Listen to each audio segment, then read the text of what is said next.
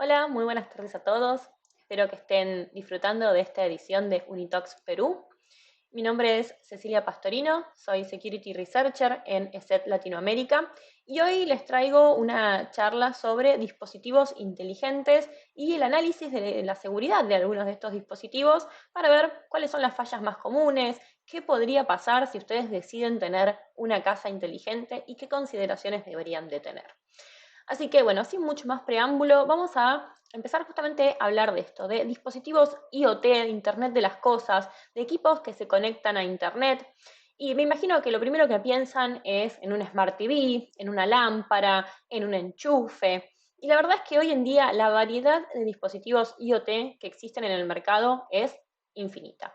Desde aspiradoras, heladeras, incluso inodoros que se conectan a Internet, tenedores que miden la cantidad de bocados que damos, botellas de agua, juguetes para niños, dispositivos wearables o que se usan como ropa inteligente, o relojes o distintos tipos de sensores corporales. La verdad que es un universo enorme y esto también tiene algunas complicaciones a la hora de evaluar la seguridad, porque bueno, todos estos dispositivos son diferentes, cada uno tiene su propio sistema operativo o su propio firmware en realidad, están armados de diferentes maneras, con diferentes lenguajes, con diferentes protocolos, y eso hace que no sea sencillo porque no hay un estándar para analizarlos, ni tampoco hay un estándar como para aplicar alguna medida de seguridad o algún software de seguridad como es, por ejemplo, un antivirus.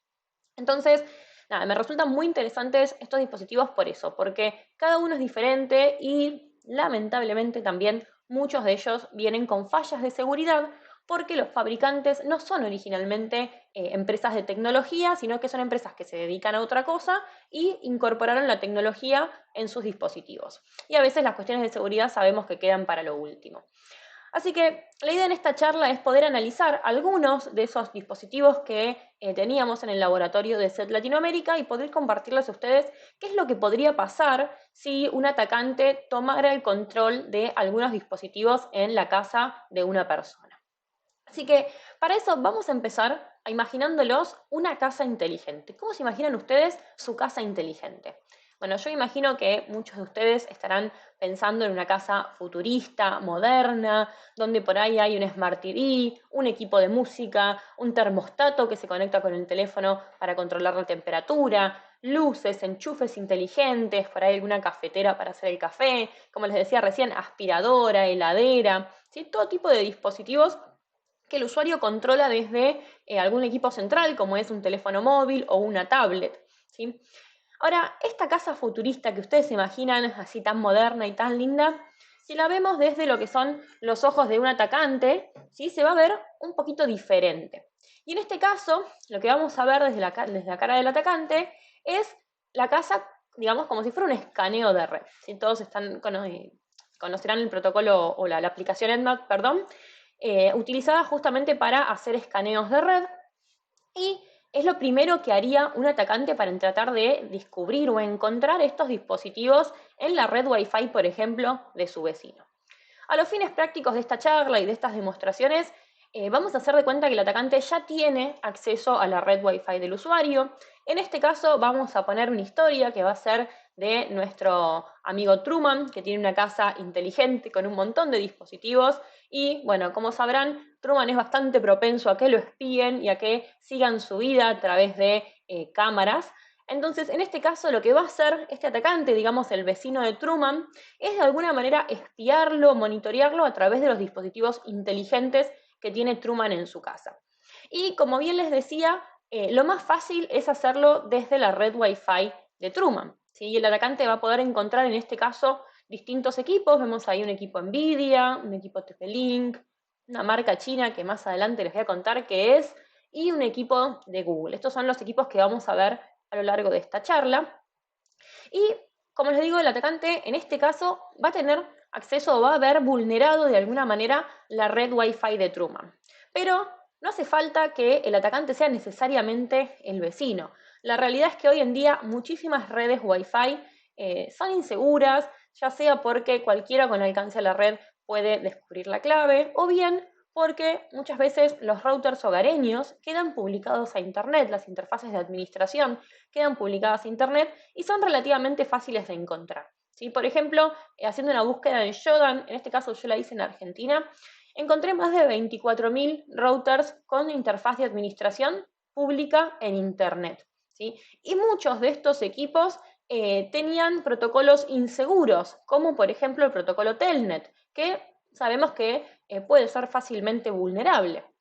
E incluso muchos de estos equipos, 405 para ser exacta, tienen también alguna vulnerabilidad en su contraseña y ya han sido previamente vulnerados y los pueden encontrar directamente con este nombre de host, hack router, que indica que, bueno, alguien ya encontró ese equipo, que la contraseña era fácil o que la contraseña era por defecto y que es fácilmente vulnerable. Y esto hace que el atacante tenga directamente control del router y por lo tanto de la red Wi-Fi del usuario. Y si se trata del vecino, en este caso el vecino de Truman, bueno, esta charla no se va a centrar en cómo vulnerar redes Wi-Fi, pero hay un montón de herramientas que ustedes pueden encontrar online y que justamente se utilizan para este tipo de ataques. Personalmente me gusta mucho Fern, es una herramienta que me parece muy fácil de usar y muy efectiva. Y la mayoría de estas herramientas lo que hacen es aprovecharse o de protocolos inseguros como web o de encontrar por fuerza bruta las claves de redes Wi-Fi que usan WPA2. Así que hasta acá el consejo que me gustaría que se lleven es que si van a tener un hogar inteligente o si quieren proteger todos los dispositivos de su red hogareña, tengan la red bien configurada, con un router actualizado y sobre todo con contraseñas fuertes y largas. ¿Sí? Preferentemente más de 15 o hasta 20 caracteres para que no sean vulnerables a ataques de fuerza bruta. Ahora bien, supongamos que el atacante ya tiene entonces acceso a la red Wi-Fi de la víctima de Truman en este caso. Lo primero que va a hacer es tratar de identificar los vectores de ataque, es decir, hacia dónde va a apuntar sus ataques. Y para eso es importante conocer la arquitectura de los dispositivos IoT. En general, todos estos dispositivos inteligentes no tienen un sistema operativo, ni tienen grandes, digamos, no tienen muchas funcionalidades para procesamiento y suelen ser bastante chiquititos, entonces generalmente se conectan a través de algún protocolo como Bluetooth o Bluetooth Low Energy con una aplicación en el dispositivo del usuario que es la que permite interactuar y operar con estos dispositivos. También se conectan directamente a la red Wi-Fi a través de protocolos inseguros o de texto plano como es HTTP o a veces a través de protocolos cifrados como puede ser algún protocolo propietario o el protocolo SSL o bueno, otros protocolos muy utilizados en IoT como Zigbee, por ejemplo, ¿sí? O algunos protocolos también propietarios de cada marca. Una vez que se conectan a la red Wi-Fi, ya sea a través del dispositivo del usuario o directamente a través del router del hogar, suelen interactuar con aplicaciones o APIs en algún servidor en la nube que pertenece al fabricante. Esto les permite poder tener una conexión a Internet directa y que el usuario, si no se encuentra dentro de la red Wi-Fi de su domicilio, pueda interactuar con el equipo. Por ejemplo, si tengo una luz inteligente y me fui de mi casa y me la olvidé prendida, la puedo apagar desde mi teléfono por más que no esté conectada a mi red Wi-Fi. ¿Sí? Entonces esto hace que de esa manera se pueden interactuar desde distintos lugares con estos equipos. Y entendiendo esta arquitectura, vamos a poder definir vectores de ataque que van a apuntar directamente al dispositivo, o bien a la aplicación que está en el teléfono móvil, o bien a la API que está en la red Wi-Fi, perdón, la API que está en Internet, o bien al tráfico que está circulando en la red Wi-Fi de la víctima. Habiendo entendido esto, vamos entonces a ver qué es lo que podría llegar a encontrar un atacante. Y el primer paso es tratar de buscar información que está ahí, a la vista. Muchos de estos dispositivos no prestan atención a la información que están publicando o que están dando.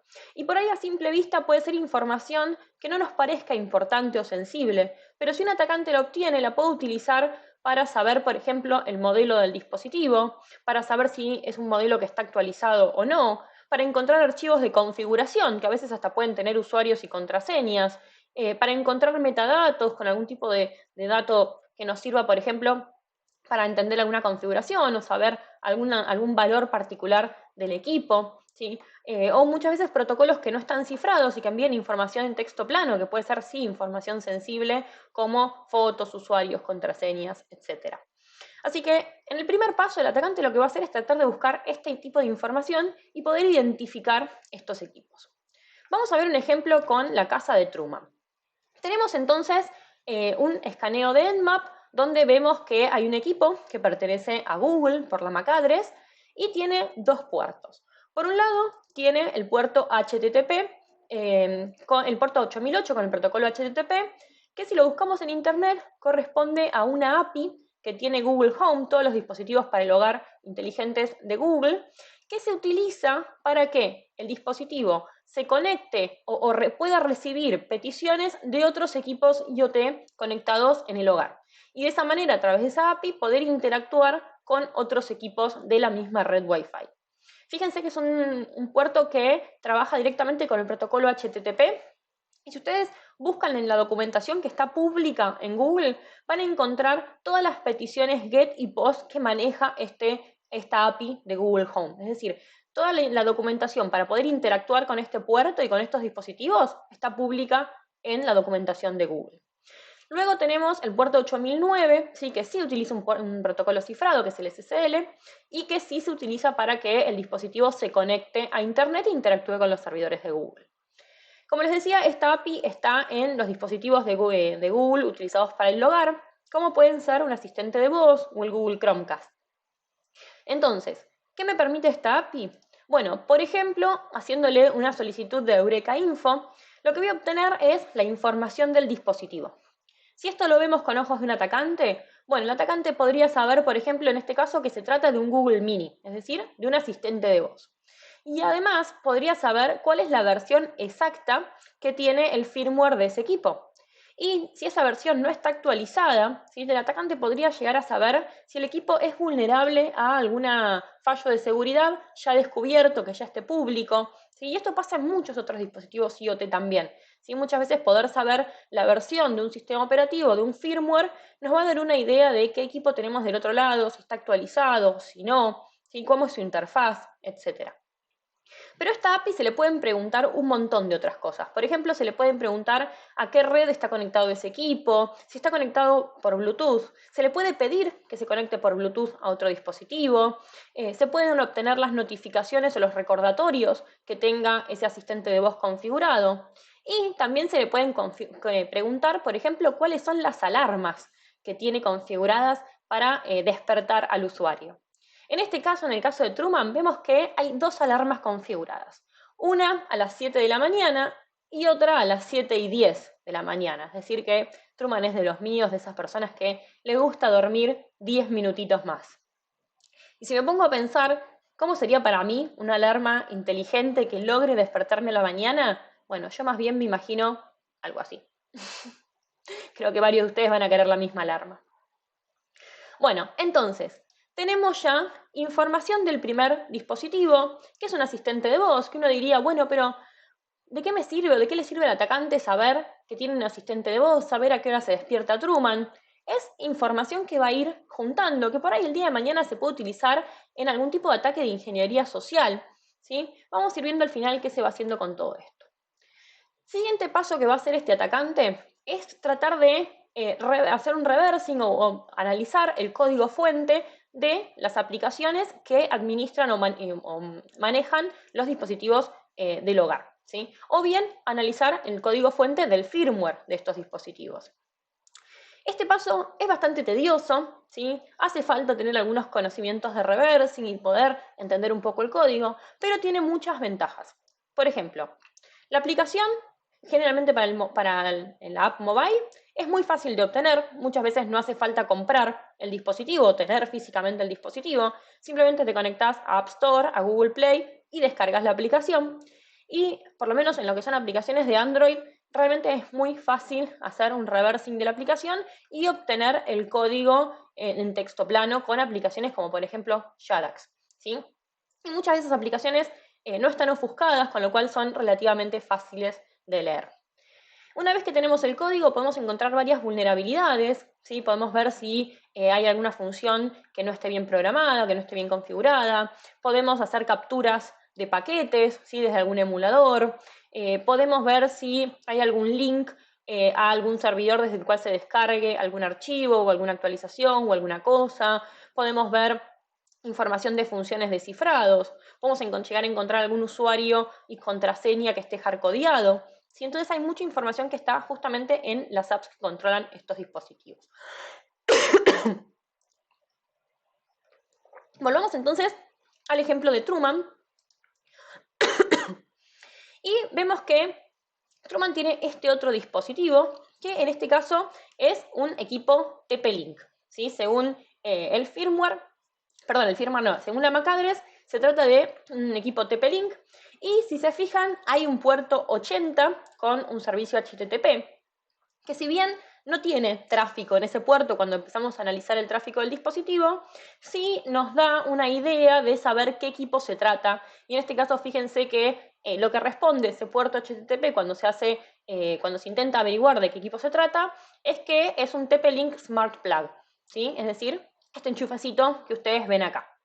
Este puerto abierto con HTTP, que está corriendo un servicio que se llama Fake HTTPD, pero que en realidad no hace nada, no interactúa con el dispositivo, le está dando información al atacante de saber qué equipo tiene del otro lado. Este equipo o este enchufe, ¿sí? Se administra desde la aplicación casa de TP-Link.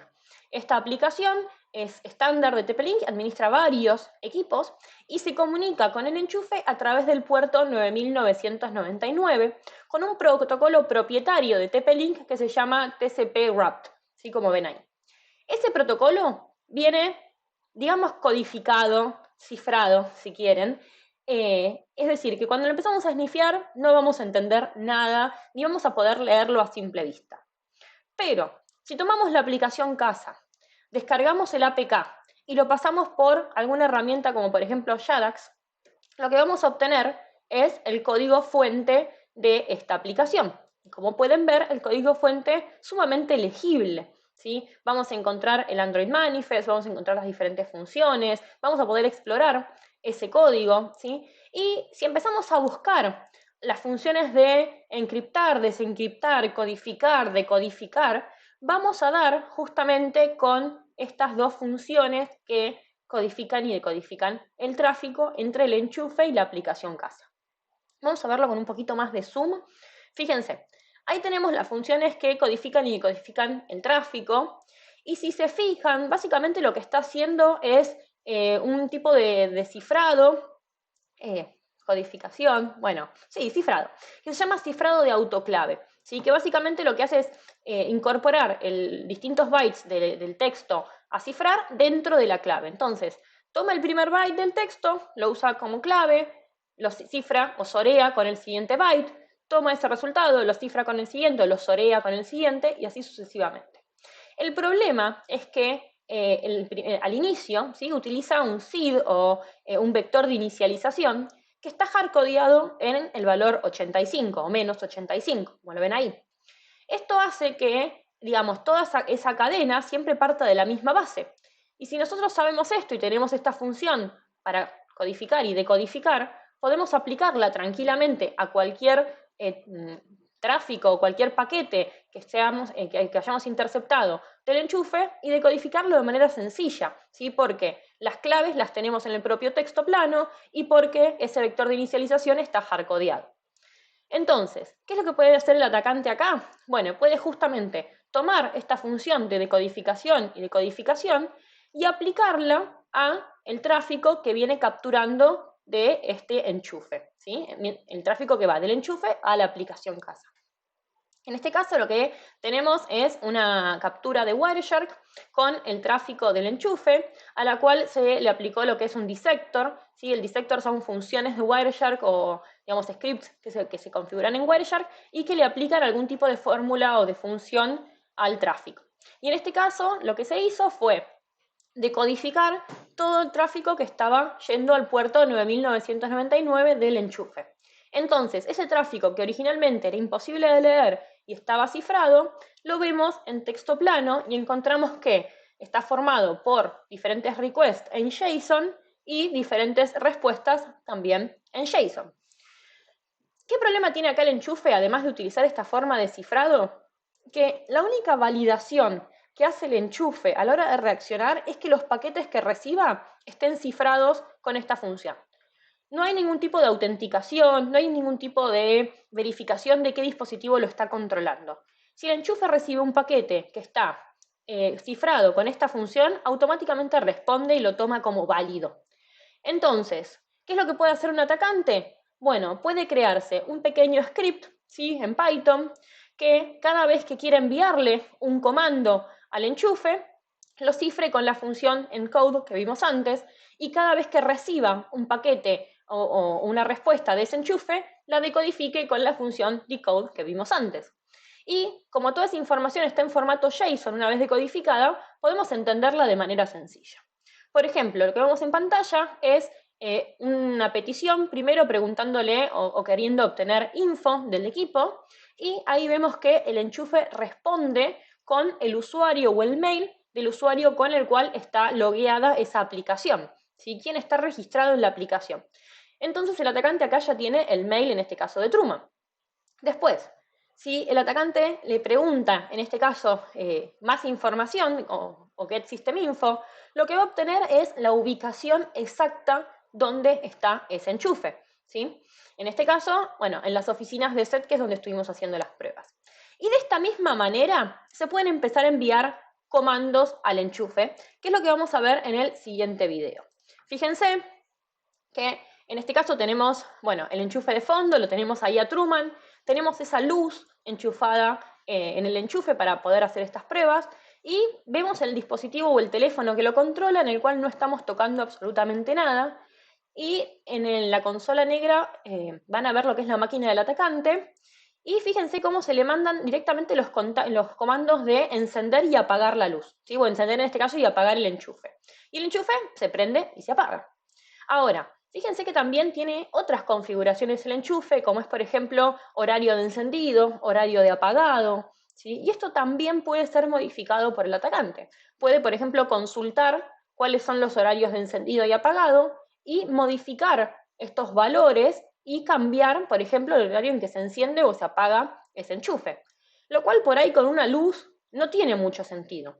Pero si estuviéramos controlando, no sé, el tiempo en que circula el agua de una pecera o circula el oxígeno en una pecera, bueno, si el atacante cambia esto, podría llegar a lastimar o matar los peces en esa pecera, ¿sí?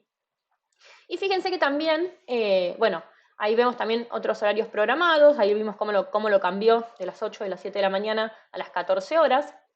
Y también tenemos la opción de cambiar el temporizador, ¿sí? Si seteamos un temporizador, también el atacante lo puede cambiar sin ningún tipo de problema y que mismo se apague o se prenda en otro momento el enchufe, como estamos viendo en este momento, ¿sí? Fíjense que ahí lo cambió, volvemos para atrás en la aplicación y se reseteó ese temporizador, ya no existe más. Y también se pueden borrar lo que serían las estadísticas de consumo, ¿sí? Si el usuario está registrando el consumo que va teniendo ese enchufe, también desde el mismo script el atacante podría tranquilamente resetear ese consumo. Es decir que, nada, básicamente una vez que el atacante tiene acceso a la app, a entender las funciones que maneja esa app y a entender el protocolo con el cual se está comunicando y descifrar ese protocolo, puede comunicarse con el enchufe sin ningún tipo de autenticación y manejarlo a su antojo. Y acá, de vuelta, estamos viendo con una luz. Pero imagínense si hubiera, no sé, un equipo médico u otro tipo de equipo que tenga algún tipo de función crítica enchufado ahí, bueno, podría ser mucho más grave. Bien, siguiente ítem a analizar. En muchos casos vamos a poder analizar el tráfico de los dispositivos e incluso hacer ataques de man in the middle, ¿sí? Ataques que permitan interceptar ese tráfico e incluso cambiar o modificar los datos que se envían o se reciben del dispositivo inteligente. Esto nos sirve, primero porque hay muchos dispositivos IoT que se comunican en texto plano, con lo cual este paso es muy sencillo y podemos obtener un montón de información que viaja directamente por la red en texto plano, como pueden ser usuarios, contraseñas, fotos, correos electrónicos y otro tipo de información.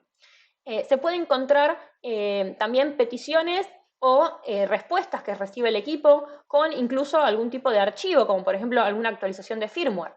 Y si podemos modificar esa actualización, podríamos llegar a cambiar el archivo que recibe el dispositivo por un archivo malicioso, ¿sí? O si envía algún tipo de archivo al teléfono de la víctima, o, perdón, del usuario, lo mismo, se podría llegar a modificar, ¿sí?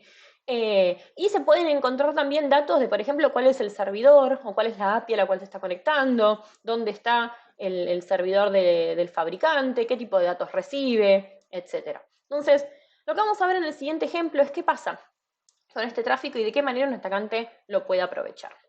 Fíjense que tenemos este equipo de esta marca Shenzhen, que es una marca china, la verdad que yo antes de esta investigación no la conocía. Y en este caso, este equipo tiene un puerto 80 con el protocolo HTTP abierto, así que lo primero que hicimos que va a hacer este atacante es simplemente abrirlo en un navegador a ver con qué se encuentra. Y por suerte no tenía admin, en este caso había un usuario y una contraseña que no era fácil de adivinar, o por lo menos no fue por ahí el ataque, pero si ven se está comunicando por el puerto 80, es decir, que se está comunicando en texto plano, con lo cual el atacante puede comenzar por esnifiar el tráfico de la red y empezar a ver las peticiones o los paquetes que llega o recibe ese dispositivo. Y en este caso, fíjense que directamente ese tráfico está en texto plano, sumamente fácil de leer, ¿sí? Con una sintaxis bastante sencilla, con métodos get. Y en esa sintaxis encontramos que hay un paquetito en particular que se llama, o que tiene info, ¿sí? System info, dev info. Ese paquetito, si lo abrimos, lo que nos va a decir es el modelo del equipo. Va a estar todo el detalle del modelo, del firmware de ese equipo. En ese caso, un modelo F132. Si googlamos la marca que vimos antes con ese modelo, llegamos a esta camarita. Una cámara IP, SANS, normalmente utilizada como cámara de seguridad o para monitorear niños y bebés, con una aplicación que es MySans, que se utiliza el usuario desde su dispositivo móvil para ir viendo todo lo que ocurre con la cámara, los videos, tomar fotos, etc. Siguiente paso que hace el atacante, bueno, descarga esta aplicación MySans, la vuelve a pasar por JADAX para obtener el código fuente, y ahí lo que vamos a encontrar son todo el código de la aplicación y todas estas strings con todos los comandos o todos los mensajes que se le pueden mandar en estos métodos GET a la cámara por HTTP para obtener diferentes acciones desde la cámara. Entonces, fíjense que, bueno, podemos hacer un login, hacer un logout, resetear el password para obtener el password por defecto, que es admin.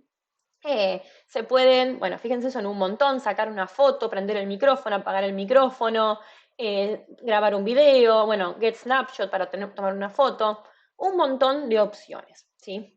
Y si analizamos cada una de estas funciones en particular, particularmente la de tomar fotografías, lo que vemos es que la foto se toma con algunos parámetros, que es un token y un nombre de imagen, ¿sí? Bueno, una falla que encontramos en esta cámara es que ese token para tomar fotos, que debería ser de un único uso, no vence nunca. Una vez que el atacante logra interceptar un token válido, ese token lo puede volver a utilizar la cantidad de veces que quiera y para la cámara siempre es válido. Segundo problema, las fotos se envían también por HTTP en texto plano, con lo cual, directamente interceptando el tráfico, podemos obtener todas las fotos e imágenes que está tomando esta cámara. Y a partir de este paquete con una foto, podemos obtener un token válido.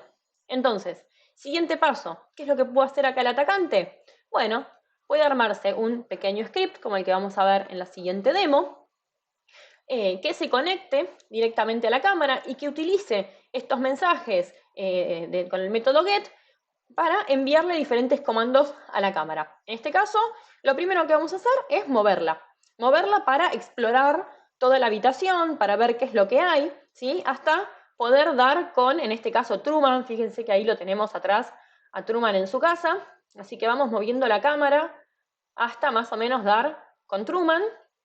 Se pueden ir tomando fotos en el camino, y lo que hace este script es que cuando la cámara tome una foto, va a interceptar ese tráfico, ¿sí? Y va a detener el camino de ese tráfico para que nunca llegue a la app.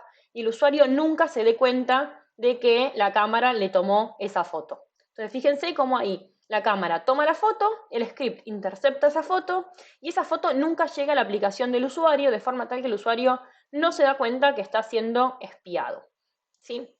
Entonces, nada, tenemos ahora una foto de Truman en este caso y, bueno, la posibilidad de espiarlo con esta cámara. Vamos entonces a el último de estas pruebas o de estas configuraciones. Y lo que va a hacer el atacante, en este caso, es buscar configuraciones inseguras, ¿sí? Muchos dispositivos IoT vienen configurados por defecto, vienen, por ejemplo, con servicios que no son necesarios, como vimos el caso del enchufe con ese puerto HTTP que en realidad no servía para nada, pero nos estaba dando información de qué dispositivo era. Vienen con usuarios y contraseñas por defecto, con, bueno, puertos de depuración abiertos, ¿sí? Por eso es que encontramos también tantos routers con interfaces de administración públicos en Internet, con protocolos inseguros habilitados por defecto, como es Telnet, por ejemplo, ¿sí? Entonces, es muy importante revisar la configuración de cualquier dispositivo antes de conectarlo a nuestra red y antes de dejarlo operativo. Vamos a ver un ejemplo con esto nuevamente de la casa de Truman. Y vemos acá que el atacante encuentra con este escaneo un dispositivo de la marca NVIDIA, ¿sí? NVIDIA, saben que es una marca de placas de video, ¿sí? Y en este caso, este equipo NVIDIA tiene algo muy particular. Fíjense, ¿se acuerdan del puerto 8008 y el puerto 8009? ¿Se acuerdan que los vimos al principio? El puerto 8008 era el que correspondía a la API de Google Home. De hecho, si yo le hago una petición GET por HTTP para pedirle información, me devuelve justamente información del dispositivo que me permite saber que se trata, en este caso, de esta plaquita NVIDIA, que lo que hace es, cuando uno la conecta a cualquier televisor, convierte nuestro televisor convencional y tradicional en un Smart TV con Android TV como sistema operativo. Es decir que, de esta manera, convertimos nuestro televisor tradicional en un televisor inteligente que podemos manejar, conectar a Netflix, jugar juegos, etc. Ahora bien, esta API de Google Home nos permite interactuar con este dispositivo o este televisor inteligente. Y además, esta plaquita de NVIDIA tiene puertos USB, ¿sí? Que vienen también habilitados por defecto, que están pensados para enchufar un pendrive, ver una película, etc. Entonces, muchos dispositivos IoT en el mercado y muchos de ellos conectados en lugares públicos vienen con puertos USB que no están bloqueados por defecto. Y si un atacante tuviera un USB malicioso, un pendrive malicioso, podría enchufarlo y generar ataques en estos dispositivos. Entonces, por ejemplo, se me ocurre que si tuviéramos alguno de estos equipos, como el Bash Bunny o el Rubber Ducky, ¿sí? Podríamos preconfigurar algún tipo de ataque y obtener acceso a ese equipo o a ese dispositivo. En este caso, digamos que al atacante, al vecino de Truman, lo que le interesa es tomar control de ese televisor, ¿sí? Y para eso lo que necesita es que ese televisor, que tiene un sistema operativo Android, que es Android TV, se conecte por el puerto de depuración de Android, que es el 5555, al equipo del atacante. Ese puerto de depuración viene cerrado en este caso, no está habilitado y hay que habilitarlo desde la interfaz de usuario. Entonces, si ustedes conocen el Bash Bunny, ¿sí? El Bash Bunny es ese pendrive que ven arriba, más grandote, viene con un ataque de interfaz de usuario que lo que hace es simular ese control remoto que ustedes ven ahí y los movimientos de ese control remoto. Entonces, si el atacante lograra que Truman enchufe ese pendrive en su dispositivo y ese dispositivo lograra acceder al menú y habilitar el puerto de depuración, podría llegar a conectarse desde su máquina al Android TV de Truman, ¿sí? Entonces, se me ocurre, si el atacante supiera cuál es exactamente la interfaz de este Android TV, cuál es exactamente la versión del sistema operativo y dónde están los botones que tiene que tocar, podría configurar la interfaz de usuario del Bash Bunny para acceder al menú y habilitar este puerto de depuración. Entonces, para eso, esta API de Google Home que veíamos al principio, ¿sí? Nos va a ser muy útil, porque si le hacemos esta petición de Eureka Info de obtener información del dispositivo, lo que nos va a decir es cuál es exactamente la versión de Android que tiene corriendo este Android TV. Y conociendo la versión de Android vamos a saber exactamente cómo es el menú y cómo se accede a la depuración o al puerto de depuración de ese Android. Y ahí lo único que tenemos que hacer es configurar este Bash Bunny con los comandos o el modo primero de interfaz de usuario, que es el modo HID, y luego los comandos para poder acceder a ese menú, ¿sí? Arriba, abajo, izquierda, derecha, como si fuera el control remoto, Enter para entrar al menú, Escape para salir del menú, y Delay si tenemos que esperar algún tiempo que aparezca un menú. Entonces, lo que va a hacer el atacante acá es tener, por un lado, una pantalla, en la pantalla de la izquierda, lo que van a tener es la configuración o un scriptcito corriendo en la máquina del atacante, intentando una y otra vez conectarse al puerto 5555, que es el puerto de depuración del Android TV, que inicialmente va a estar cerrado. A la derecha de la pantalla lo que van a ver es la configuración del Bash Bunny con todas estas teclas que va a simular apretar en el control remoto, ahí las van viendo, para entrar al menú de configuración, entrar al modo de debugging, habilitar el modo de debugging, esperar por la conexión del atacante, aceptar esa conexión y salir.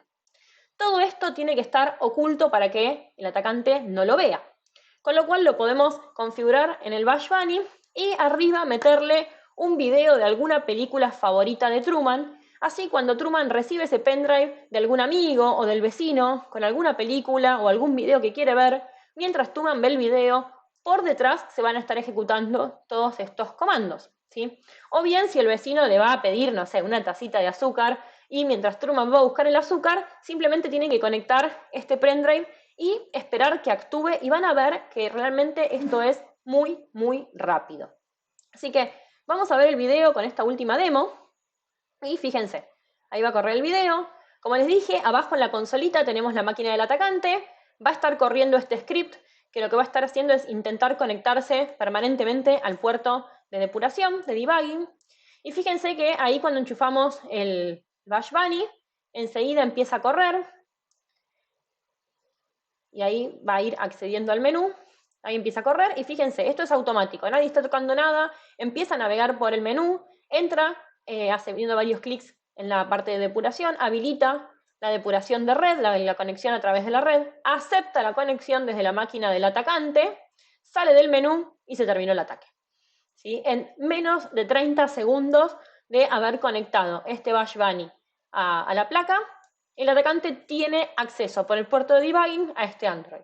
Y como bien sabrán, una vez que tiene acceso al puerto de debugging, puede hacer cualquier cosa en este dispositivo. Robar información, mostrar algo en pantalla, desplegar algún tipo de mensaje, empezar a capturar todo lo que hace Truman y los programas que ve, los datos de sus cuentas, absolutamente todo lo que pase en este dispositivo. Entonces, vamos a recapitular un poquito hasta acá, ¿sí?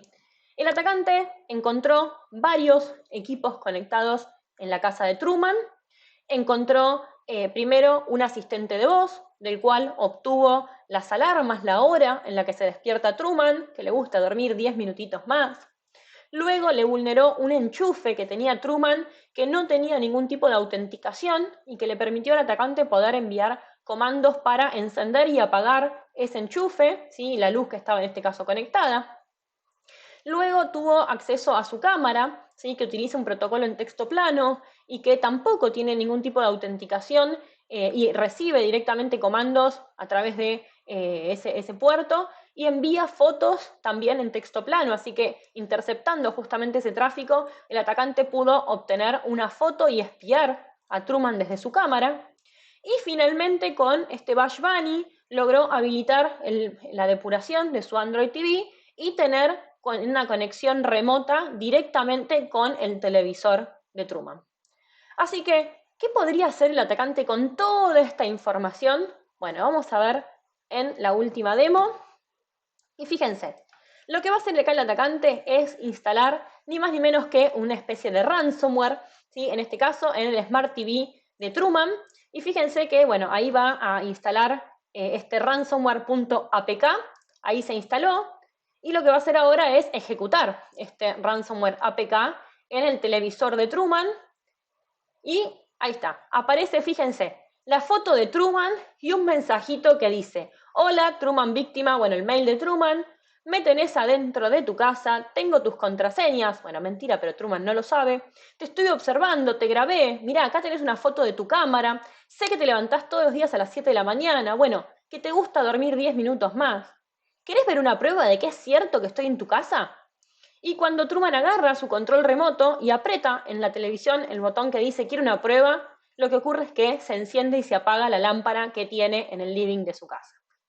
Flor de susto se pega a Truman con este código malicioso en su televisor, y el atacante en este caso le pide una recompensa de 0,5 bitcoins, algo así creo que hoy deben ser como, no sé, 10.000, 15.000 dólares, un poquito mucho, para poder recuperar el control de su casa y su privacidad. Así que, nada, fuera del susto, esta fue una pequeña demo para que ustedes vean de qué manera se pueden vulnerar equipos de IoT, qué es lo que puede ocurrir si se suman varias vulnerabilidades en diferentes equipos. Y si bien esto fue simplemente una demo, fue algo armado en el laboratorio para ir probando, la realidad es que esto ya ocurre en el mundo real. Hoy en día hay muchísimos dispositivos conectados, hay más de 20.000 millones de dispositivos IoT en el mundo, y muchos de ellos ya han sido vulnerados, ya han sido tomados por atacantes y han permitido ataques masivos y ataques muy grandes, como fue la botnet Mirai en su momento, o hace unos años un casino que tenía un termostato, un termómetro en un acuario conectado a internet, vulnerable, que permitió que los atacantes lleguen a acceder a la red del casino y lleguen a robar números de tarjetas de crédito de los clientes. Es decir, los dispositivos IoT ya se están utilizando como un vector de ataque y tienen muchas fallas de seguridad. Por eso hay que prestar mucha atención a estos equipos. Ahora, ya para ir terminando, según una encuesta que hicimos desde SET, el 70% de los usuarios cree que los dispositivos IoT no son seguros, pero el 62% los compraría igual. Y les soy sincera, yo estoy dentro de ese 62%. De hecho, tengo una aspiradora robot que seguramente los chinos conocen mi casa y ya me han espiado un montón, pero no barro nunca más. Y eso es fantástico. Los dispositivos IoT nos dan un montón de opciones y nos facilitan la vida muchísimo. ¿Sí? Nos permiten interactuar con nuestro hogar de manera remota, ser mucho más productivos, evitar tareas pesadas del hogar, y eso está buenísimo. Pero como usuarios deberíamos de configurarlos adecuadamente y tomarnos el tiempo, por ejemplo, para deshabilitar todas las funciones de la aspiradora robot que no utilizo, o para evitar que envíe información, por ejemplo, a los servidores del fabricante, ¿sí? Entonces, ¿qué hacemos como usuarios? ¿Cómo mitigamos y de qué manera configuramos nuestros dispositivos? Bueno, algunas recomendaciones ya para ir cerrando. Tengan siempre los dispositivos actualizados, ¿sí? Instalen los parches de actualización, instalen los firmwares más nuevos, fíjense que haya actualizaciones periódicas, ¿sí? Revisen la configuración y fíjense que se estén utilizando protocolos seguros, SSL, ¿sí? Cifrados, que sean que el desarrollador haya tenido algún tipo de auditoría de seguridad, o que si tuvo fallas de seguridad en el pasado las haya corregido adecuadamente, ¿sí? Para esto lo que pueden hacer es, por ejemplo, buscar en Google, ¿sí? Antes de comprar un dispositivo, googleenlo, búsquenlo, fíjense si hay algún review de seguridad. Si se animan a pentestearlo, si se animan a descargar la aplicación, hacer un reversing, analizar si esa aplicación tiene fallas de seguridad antes de comprar el equipo. Fíjense también que el desarrollador preste atención justamente a este tipo de desarrollo seguro, a que tenga actualizaciones periódicas, deshabiliten todos aquellos servicios y puertos que no usen en el dispositivo. Por supuesto, cambien las claves por defecto y pongan las claves seguro. Y bueno, para finalizar, como decía un conocido filósofo y matemático francés, configuro, luego enchufo. Muchas gracias, espero que les haya gustado esta charla, espero que se hayan divertido, que hayan aprendido y que tengan muchas ganas de tener dispositivos inteligentes, pero configurados de forma segura.